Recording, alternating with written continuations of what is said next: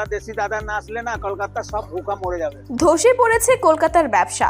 দম্ভ দেখিয়ে ভারত বাংলাদেশকে যে শিক্ষা দিতে চেয়েছিল, উল্টো তারাই শিক্ষা পেয়ে গেছে। নাকে খত দিয়ে এখন তারাই বাংলাদেশকে ডাকছে, কারণ কলকাতার অধিকাংশ ব্যবসায়ী বাংলাদেশি পর্যটকদের কেন্দ্র করে গড়ে উঠেছে, আর তা এখন মুখ থুবড়ে পড়েছে। আমাদের ব্যবসাটা ডুবে গেছে। আজকে দেখুন, আমি ব্যবসা করি বাসের ব্যবসা। বাসগুলো ব্যাংক থেকে আমার ঋণ করিয়ে বাসগুলো রাস্তায় চালাতে হচ্ছে। বিগত 4 মাস ধরে আমি ব্যাংকের কোনো ইএমআই দিতে পারছি না।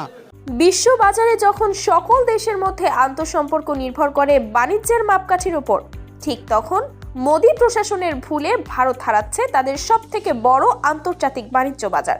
ভারতের দ্বিতীয় রপ্তানিকারক দেশ হিসেবে বাংলাদেশ থেকে ভারতের সর্বোচ্চ রেমিটেন্স আসতো, যার পরিমাণ 16 বিলিয়ন বা 1600 কোটি ডলার।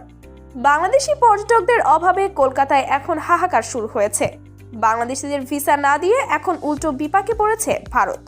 পর্যটক শূন্য ভারতের ব্যবসায়ীদের এখন মাথায় হাত। তাই বলা যায়, বাংলাদেশের সাথে শত্রুতা বাড়িয়ে ভারত যেন উল্টো পথে হাঁটছে। কেনাকাটা, চিকিৎসা এবং পণ্য রপ্তানি করে ভারতের ব্যবসায়ীরা এতদিন দাপটের সাথে টিকে ছিল। এখন তারা হতাশাগ্রস্ত। খোদ ভারতের গণমাধ্যমে এমন কথা বলছে। সবকিছু নিয়ে ভারত এখন বেকায়দায় পড়েছে। কৃষক সহ সর্বস্তরে একটা ক্ষোভ তৈরি হয়েছে। এই ক্ষোভের বহিঃপ্রকাশ গিয়ে পড়েছে মোদী প্রশাসনের ওপর।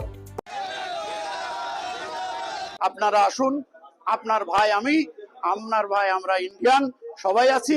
আপনাদেরকে সেফ জায়গায় রাখা, সেফ ভাবে চলার দায়িত্ব আমি ভারতীয় হিসাবে বলতে পারি। আসুন। পশ্চিমবঙ্গের জনপ্রিয় গণমাধ্যম প্রথম কলকাতা তাদের এক প্রতিবেদনে ব্যবসায়ীদের করুণ আর্তনাদের চিত্র তুলে ধরেছে। চিকিৎসা করাতে আসা রোগীরা না আসায় আবাসন খাতেও ধস নেমেছে, আর তাতেই পথে বসেছে ব্যবসায়ীরা। হাসপাতালগুলো ফাঁকা, রোগী নেই, বেকার বসে আছে ডাক্তার।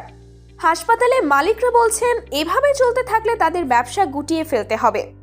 ব্যবসায়ীরা বলছেন, এই অবস্থা চলতে থাকলে আগামী জানুয়ারির মধ্যবর্তী সময়ে অনেক ব্যবসা প্রতিষ্ঠানকে তালা ঝোলাতে হবে। ক্ষতির মুখে পড়ে এখন অনেক ব্যবসায়ীরা তাদের ব্যবসা গুটিয়ে ফেলছে এবং অনাহারে অর্থাহারে দিন কাটাচ্ছে।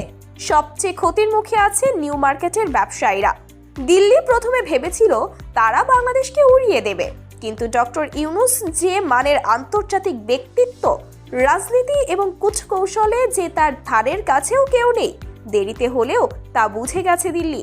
কলকাতার এই অসহায়ত্বের মধ্যেই ভারত বুঝে গেছে ডক্টর ইউনূসের সাথে লড়তে